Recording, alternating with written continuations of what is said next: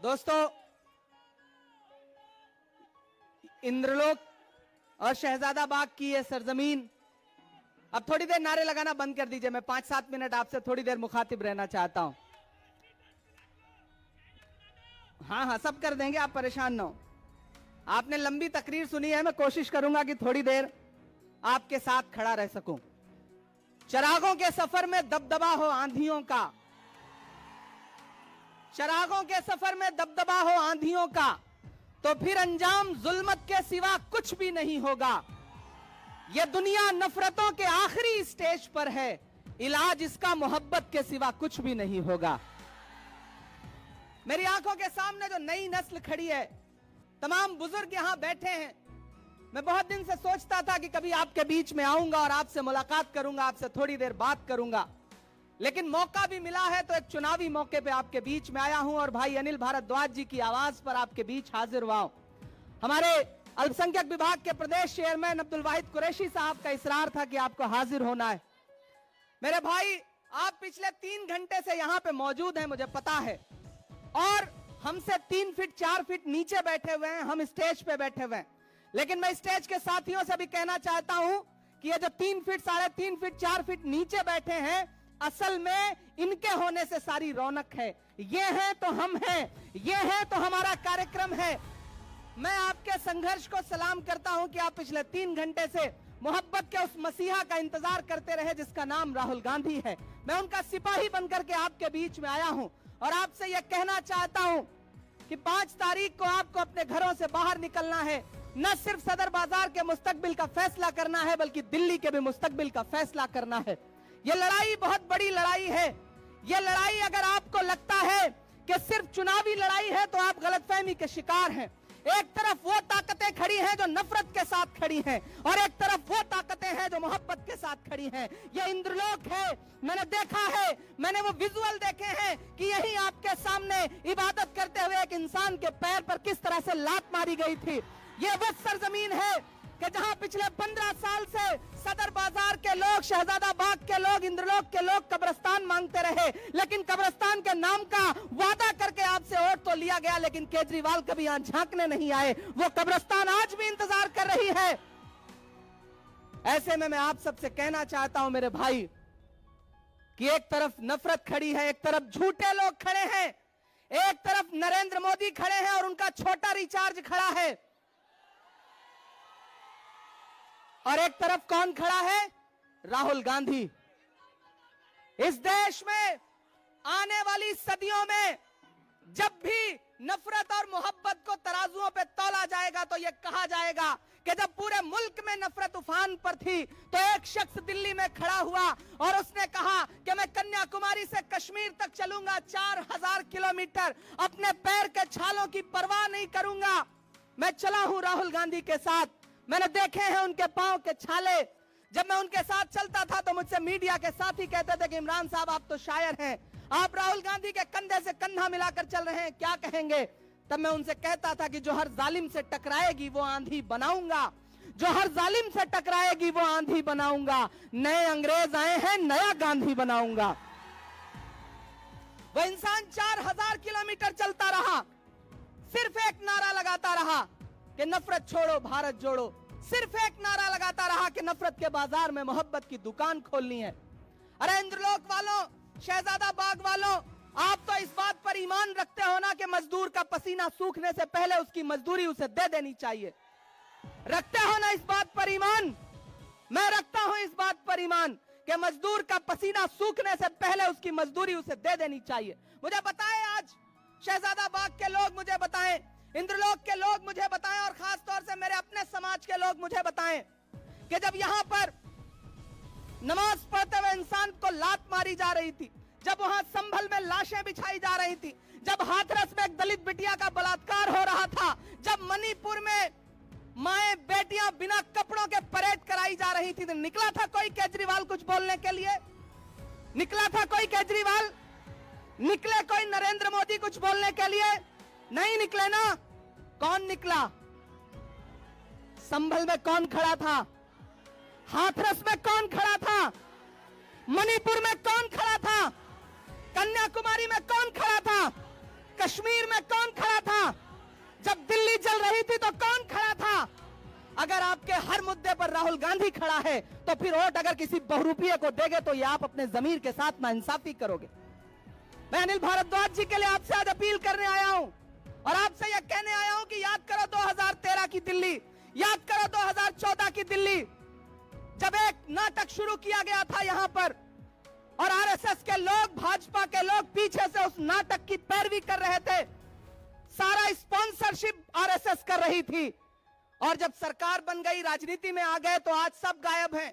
मैं तो पूरे देश में जाके शेर पढ़ता हूं कि भारत मां की आंख के तारे कहां गए, भारत मां की आंख के तारे कहां गए, आरएसएस के राज दुलारे कहां गए, अच्छे दिनों की तरह उन्हें भी खोज रहा कोई, बताए अन्ना हजारे कहां गए। सब गायब हो गए और ये बहरूपी अपने शीश महलों में घरों के अंदर दुबक के बैठ गए। केजरीवाल जी आएंगे आपके बीच में प्रचार करने तो उनसे पूछना कि जब दिल्ली चल रही थी तब क्यों नहीं आए हमारे बीच में, आज सुरक्षा लेकर के हमारे बीच में आ रहे हो। केजरीवाल की खांसी बंद हो गई, पूरी दिल्ली को खांसी आने लगी।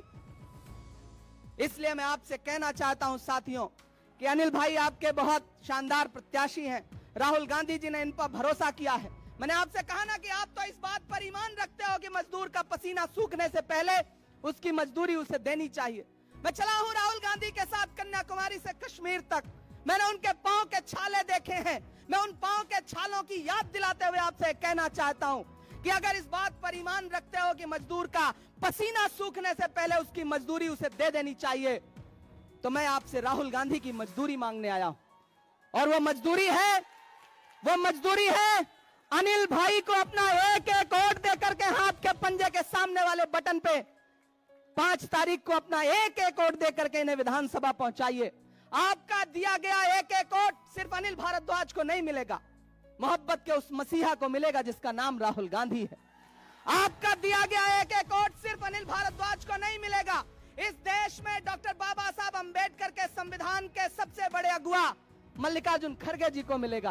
आपका अनिल भारद्वाज को दिया गया एक एक वोट सिर्फ इनको नहीं मिलेगा, इस देश में महिलाओं की सबसे बड़ी आवाज प्रियंका गांधी जी को मिलेगा।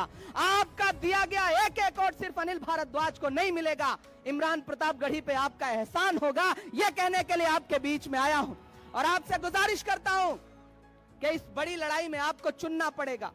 और अकलियत के लोगों, खास तौर से मेरी एक बात सुनना और जाना, तो रात को जब सोने लगना अपने तन्हा कमरों में, तो याद करना कि एक 35-36 साल का लड़का आया था, एक बात कह करके गया।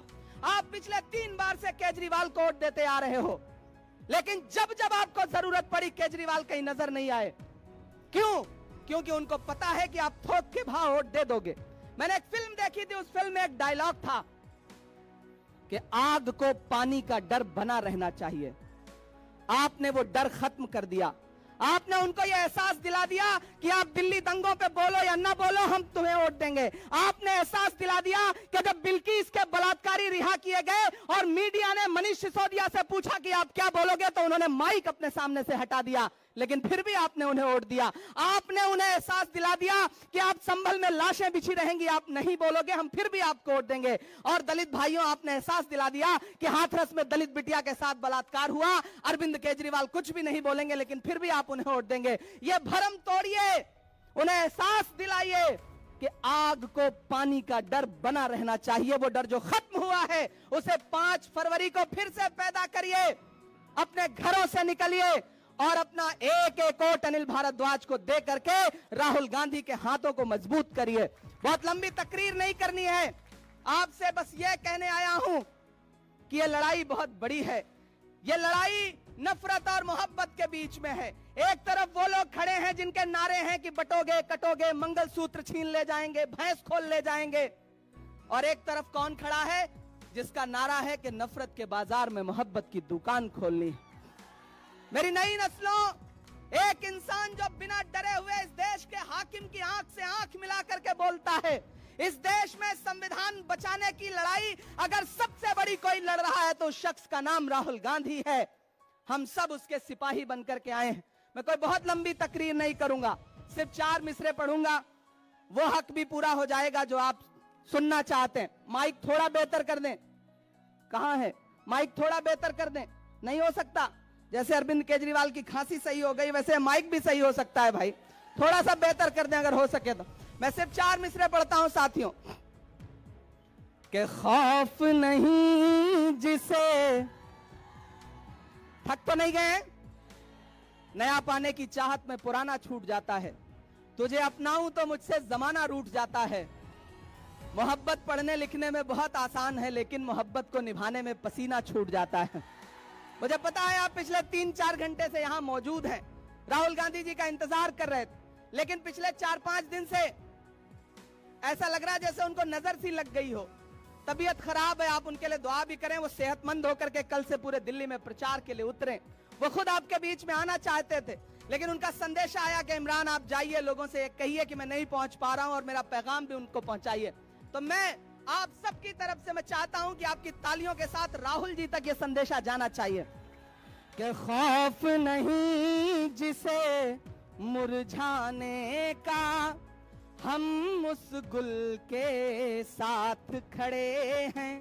अगली जो लाइन है ना, वो लाइन आपकी तालियों के साथ पूरे दिल्ली की फजाओं में जानी चाहिए, अपने राजमहल में सोने वाले मोदी जी तक और अपने शीश महल में सोने वाले केजरीवाल तक, दोनों तक जानी चाहिए कि खौफ नहीं जिसे मुरझाने का, हम उस गुल के साथ खड़े हैं। खौफ नहीं जिसे मुरझाने का, हम उस गुल के साथ खड़े हैं। कैसा भी दौर आए लेकिन हम राहुल के साथ खड़े हैं। कैसा भी दौर आए लेकिन हम राहुल के साथ खड़े हैं। कल भी खुल के साथ खड़े थे, आज भी खुल के साथ खड़े हैं। कैसा भी दौर आए लेकिन हम राहुल के साथ खड़े हैं। सदर बाजार वालों, ये लड़ाई बुजदिलों और बहादुरों के बीच में है। एक तरफ वो बुजदिल हैं जो कभी आपके किसी मुद्दे पर नहीं निकलते, चाहे उन्हें झोली भर भर के वोट दिया हो आपने, और एक तरफ वो बहादुर खड़े हैं जिन्हें आपने वोट ना भी दिया हो तो आपके हर मुद्दे पर बिना अपनी जान की और बिना अपनी जिंदगी की परवाह किए हुए खड़े हैं। इसलिए आपको चुनना है कि आप बहादुरों के साथ खड़े हैं या बुजदिलों के साथ खड़े हैं। आपको फैसला करना है कि आप भाजपा और भाजपा के दोस्त केजरीवाल के साथ खड़े हैं या राहुल गांधी के साथ खड़े हैं। यह फैसला आपको करना है। यह मैं आपसे गुजारिश करते हुए आपसे विदा लूंगा और यह कहूंगा कि अनिल भारद्वाज साहब को चुनाव जिता करके असेंबली पहुंचाइए। मैं आपसे वादा करता हूं कि यही आपका शुक्रिया अदा करने के लिए इमरान प्रतापगढ़ी भी आएगा और राहुल गांधी जी भी आएंगे, यह हम आपसे वादा करते हैं। बहुत शुक्रिया, बहुत मोहब्बतें, आपने बहुत सारा वक्त दिया है।